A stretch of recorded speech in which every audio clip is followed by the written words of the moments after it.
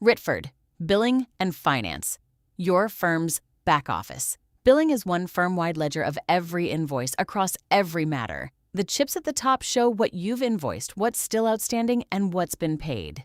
Below, a filterable table, by matter, client, status, or date, shows each invoice with its live outstanding balance and where it sits in its life cycle.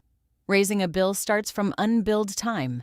The WIP tab shows every unbilled hour, valued and aged, so you can see the money sitting on your files. Turn it into invoices one matter at a time, or run the batch bill wizard. Pick the matters, set the date, the terms, and the VAT once, and generate a whole month's billing in a single pass. Every invoice carries a status-aware menu, so you can never make an illegal move. Download the PDF, mark it paid, recording the exact amount received, issue a credit note, write it off with a reason, or, once it's overdue, calculate the statutory interest you're owed. Voiding a bill even releases its time back into work in progress to be rebilled correctly.